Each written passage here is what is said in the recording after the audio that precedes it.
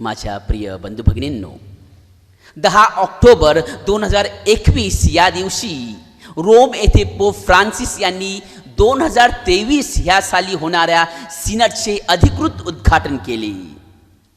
सिनड म्हणजे बिशपांची महासभा, आपल्या ख्रिस्त सभेच्या सहप्रवासाविषयी असलेली सिनड. ह्या प्रसंगी पोप फ्रान्सिस यांनी पवित्र मिसा साजरी केली. ह्या मिसावरील प्रवचनात पोपनी ह्या प्रवासासाठी येशूचा आदर्श आपल्या समोर ठेवला आहे. मार्क 10 मध्ये नमूद केल्याप्रमाणे जेव्हा येशू प्रवासाला निघाला तेव्हा लोक घोळक्यांनी त्याच्याकडे आले.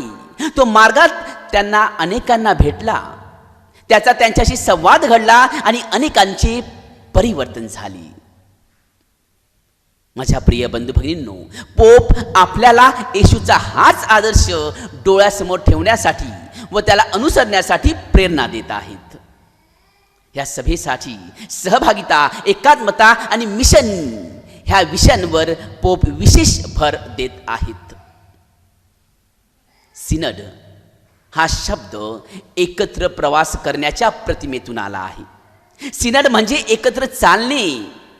चर्च म्हणजे यात्रेकरू लोकांचा समूह आहे जे त्यांच्या अंतिम ध्येयाकडे म्हणजेच देवाच्या राज्याकडे प्रवास करतात.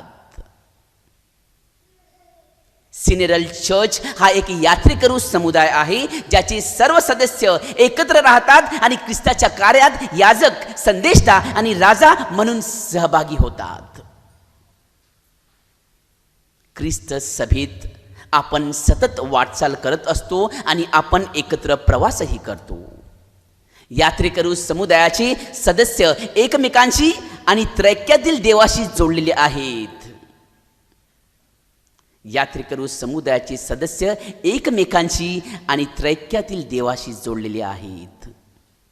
चर्च, ख्रिस्त सभा ही जरी संस्काराच्या स्वरूपात असली तरी देवासोबत संवाद साधण्याचे एक चिन्ह आणि सर्व लोकांमध्ये एकतेचे साधन आहे.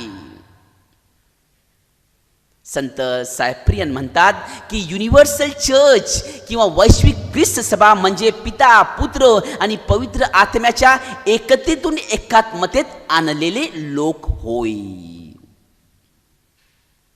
त्रैक्यातील ऐक्य हा ख्रिस्त सभेचा सहभागाचा आधार आहे.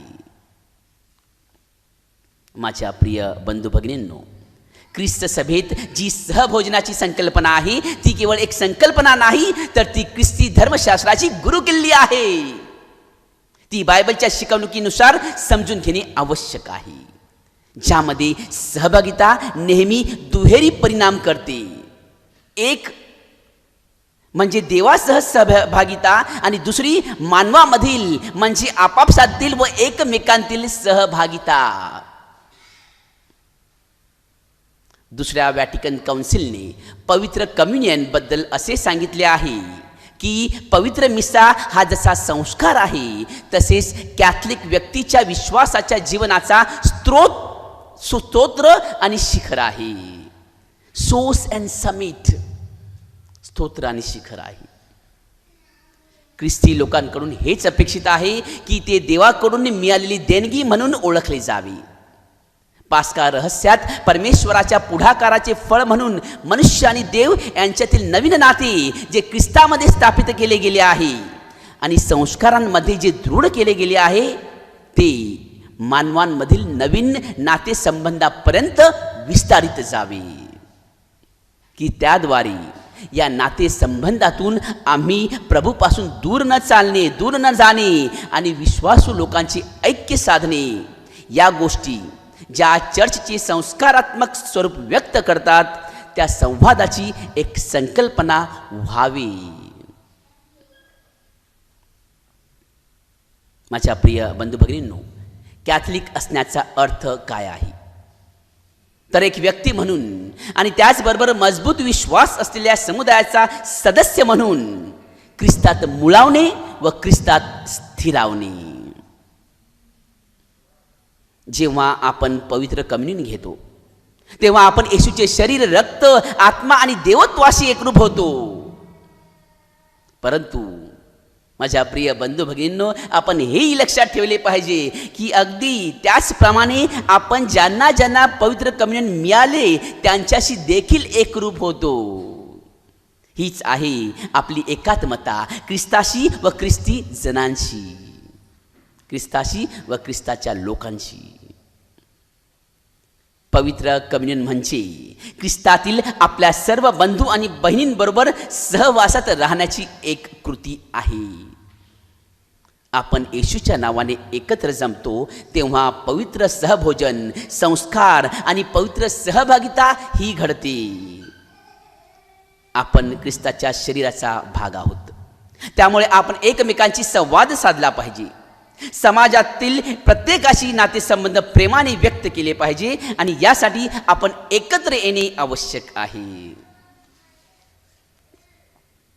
माझ्या प्रिय बंधू भगिनींनो, जेव्हा आपण ख्रिस्ताच्या नावाने जमतो तेव्हा तो आपल्यामध्ये असतो आणि त्याचा सहवास आपल्याला त्याच्या उपस्थितीत त्याच्या प्रमाणे बनवतो. तो आपल्याला ख्रिस्तमय बनवतो. ख्रिस्त म्हणतो, जिथे 2 किंवा अधिक लोक त्याच्या नावाने एकत्र येतात तिथे तो उपस्थित असतो. एक व्यक्ती म्हणून आपला कॅथलिक विश्वास मजबूत करण्यासाठी एक मजबूत समुदाय जोडणे आवश्यक आहे. एक मजबूत समुदाय जोडणे आवश्यक आहे. ती एक काळाची गरज आहे.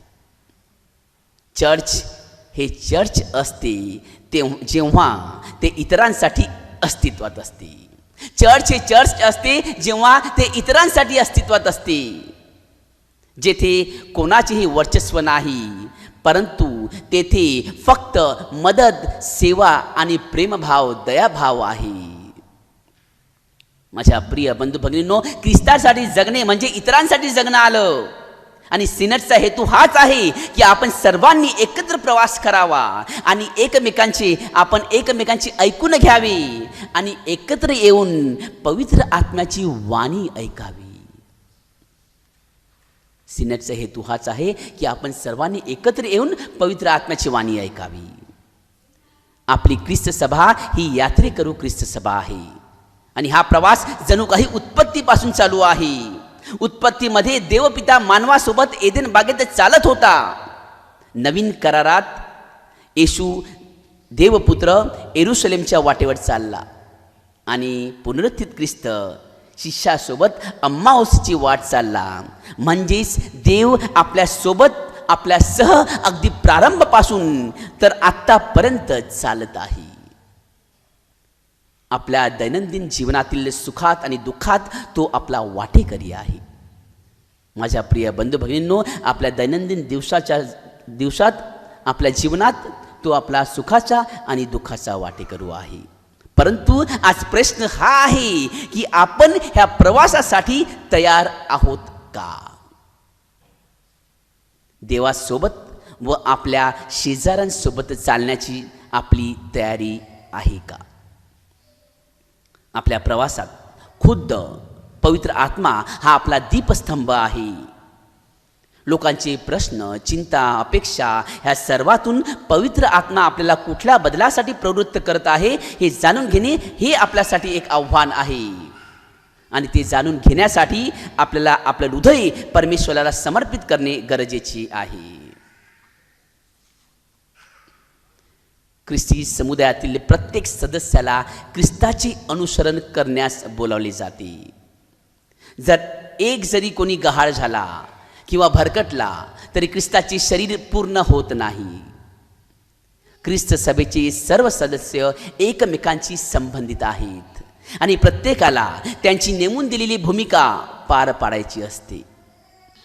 बाप्तिस्मा घेतलेल्या लोकांना त्यांचे टॅलेंट्स इतरांबरोबर वाटून घेण्यास बोलावले जाते. सर्वांना येशूशी मैत्री करणे, येशूवर जसे प्रेम केले तसे प्रेम इतरांवर करणे आणि सामुदायिक जीवन जगून येशूमध्ये देवाची उपासना करणे ह्यासाठी बोलावले आहे. हाच सिनेटचा हेतू आहे. सर्वांना सेवेसाठी, अन्यायाविरुद्ध आवाज उठवण्यासाठी, गरीब आणि पीडितांच्या बाजूने सत्य आणि चांगुलपणासाठी उभे राहण्यासाठी बोलावले आहे.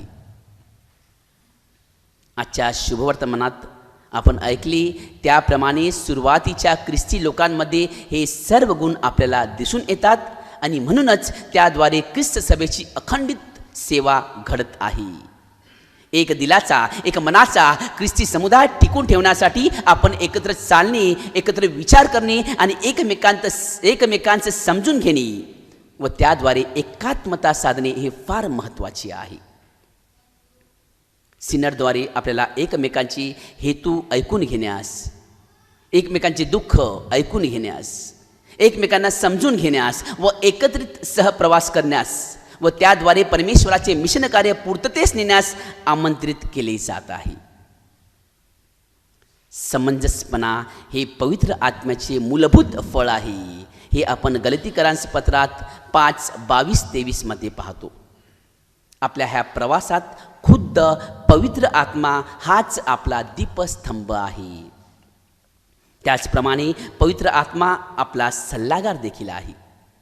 तो वेळोवेळी आपल्याला अनपेक्षित मार्गाने, अनपेक्षित प्रकारे सल्ला देत आलेला आहे व पुढेही देणार आहे. माझ्या प्रिय बंधू भगिनींनो, एकमेकांची सुसंवाद साधून, सर्वांना समान संधी देऊन, एकमेकांची ऐकून घेऊन, स्वर्ग राज्याकडे एकत्रितपणे वाटचाल करून परमेश्वराला अपेक्षित देवराज्य स्थापन करण्याचा प्रयत्न पवित्र आत्म्याच्या मार्गदर्शनाने आपण करूया.